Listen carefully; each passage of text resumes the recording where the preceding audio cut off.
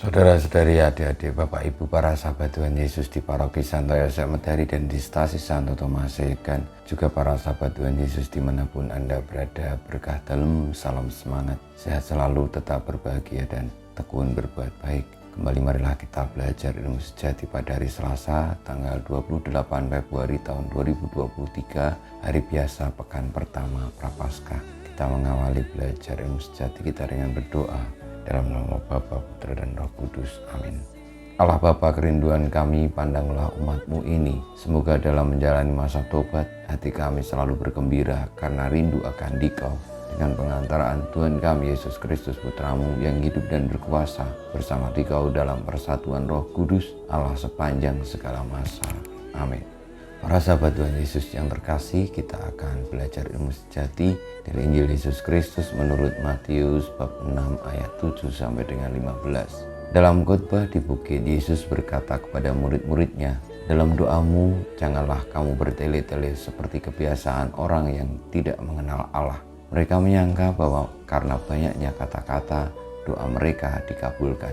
Jadi janganlah kamu seperti mereka, karena Bapamu mengetahui apa yang kamu perlukan belum kamu minta kepadanya. Karena itu berdoalah begini, Bapa kami yang di surga, dikuduskanlah namamu, datanglah kerajaanmu, jadilah kehendak-Mu di bumi seperti di surga.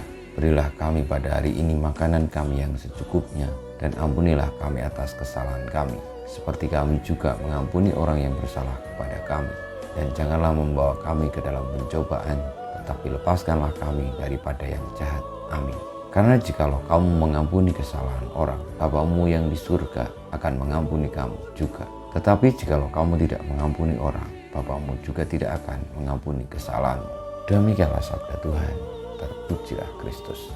Para sahabat Tuhan Yesus yang terkasih, dalam doa Bapa kami yang sudah sering kita lantunkan, kita daraskan, kita doakan, Tuhan Yesus mengajarkan kepada kita tentang pengenalan akan Allah yang menjadi pusat segala semesta, asal muasal hidup kita, tujuan akhir hidup kita.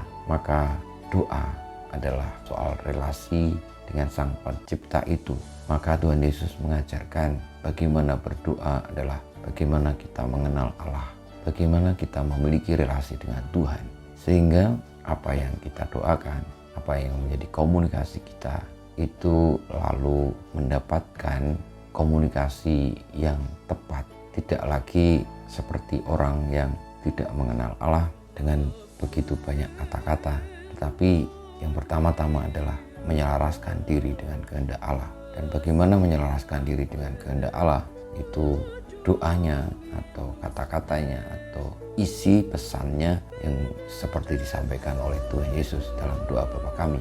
Secara khusus, doa Bapa kami juga mengatur relasi antar manusia selain dengan Tuhan tetapi juga dengan manusia, yakni ketika kita mau mengampuni orang lain, maka Bapa yang di surga, Allah Tuhan semesta alam juga berkenan mengampuni dosa-dosa kita.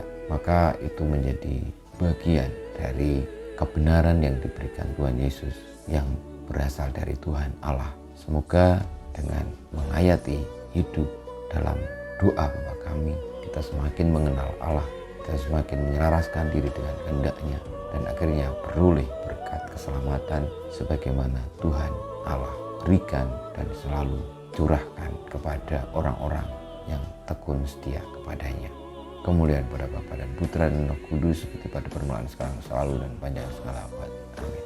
Ya Yesus, jadikanlah hati kami seperti hati-Mu, Tuhan bersama-Mu, dan bersama Roh-Mu kita semua hidup kita, perjuangan kita untuk senantiasa tekun berdoa, menjalin relasi yang dekat dengan Allah, dan menjalankan hidup sesuai doa yang diajarkan oleh Tuhan kita Yesus Kristus. Doa Bapa kami senantiasa dibimbing, dilindungi, diberkati oleh Yang Maha Kuasa, Bapa, Putra, dan Roh Kudus.